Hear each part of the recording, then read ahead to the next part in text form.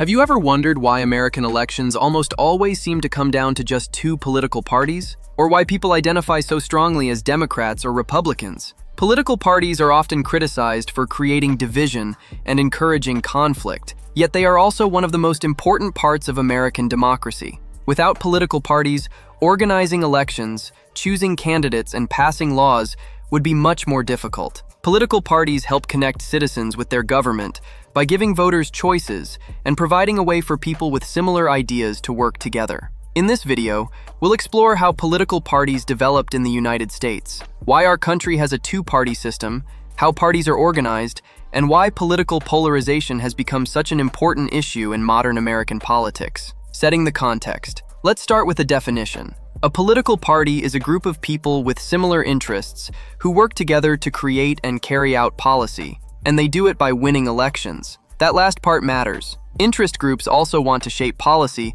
but they work from the outside. Parties run candidates, win offices, and govern directly. James Madison saw this coming. In Federalist number 10, he argued that factions, self-interested groups, were unavoidable in any free society. Here's the irony.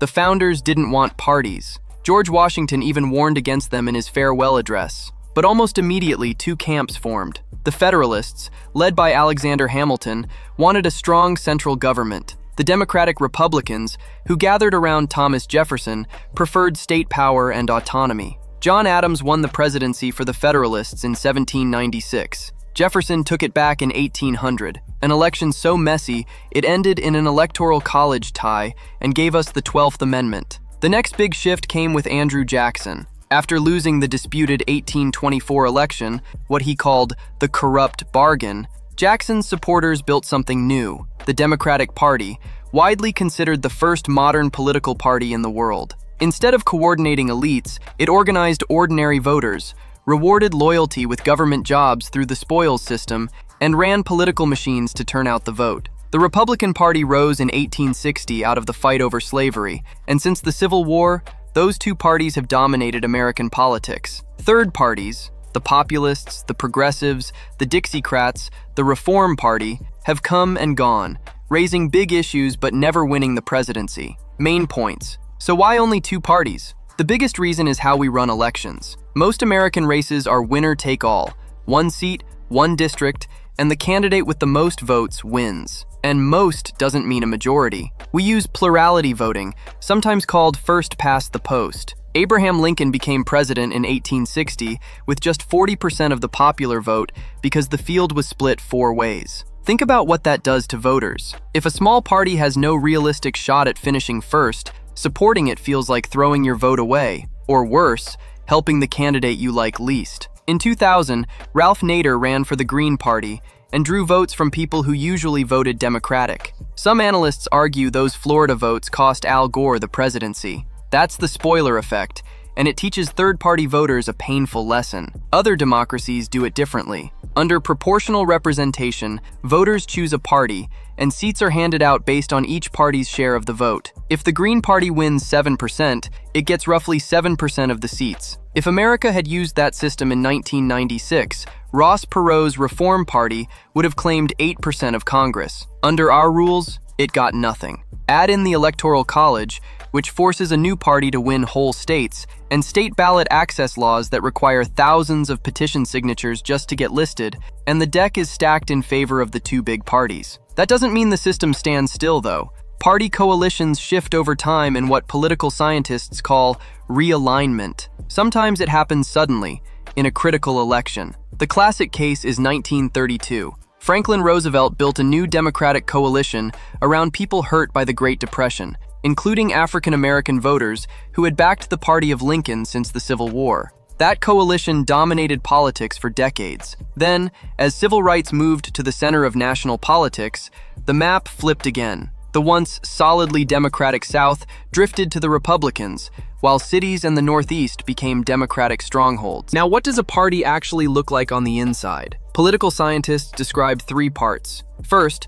the party in the electorate, the voters. These are party identifiers, and they're most of us. Even people who call themselves independents overwhelmingly lean toward one side. One poll found about 88% of Americans either identify with or lean toward a major party. Second, the party organization, the formal machinery. County committees do the grunt work, registering voters, recruiting candidates, staffing the polls. State organizations raise money, write platforms, and run primaries and caucuses. The national organization funds presidential campaigns and puts on the national conventions, once dramatic affairs, now carefully scripted television events that still launch careers. Bill Clinton in 1988 and Barack Obama in 2004 both used convention speeches as springboards to the presidency.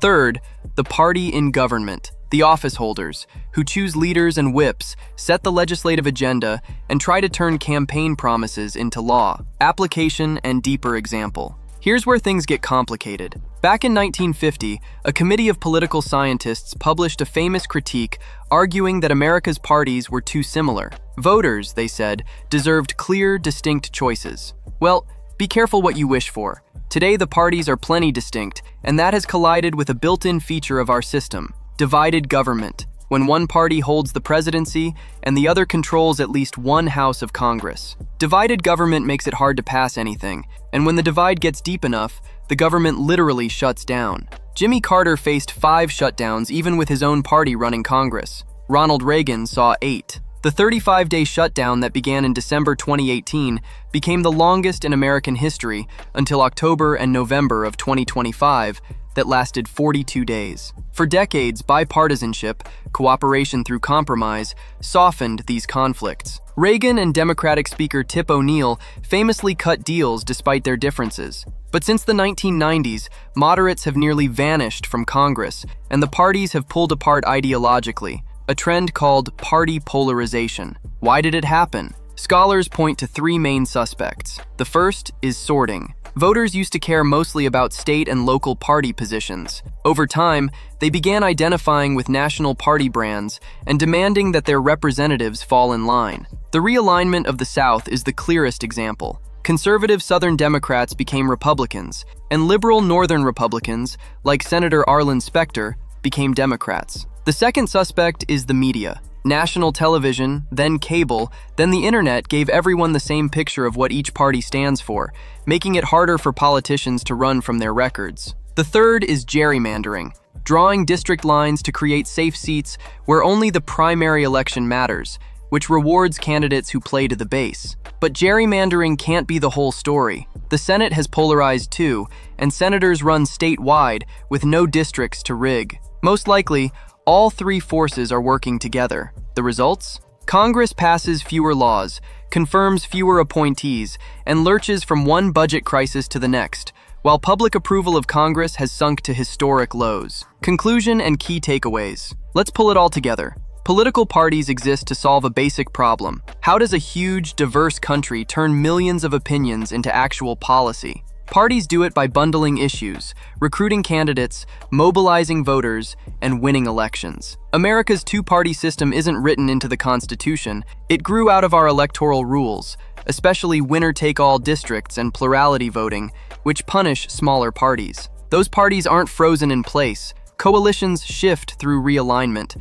sometimes dramatically, as in 1932. Each party operates on 3 levels: the voters, the organization, and the office holders, and each level faces its own pressures. And polarization cuts both ways. Voters now get clearer choices than they did 70 years ago, but the price has been gridlock, shutdowns, and shrinking trust in government. So the next time you hear someone say parties are ruining American politics, remember the fuller picture. They're messy, they're frustrating, and they're also the machinery that makes democracy run. The real question isn't whether we should have parties, it's how well we can make them work. Thanks for watching, and I will see you in the next video.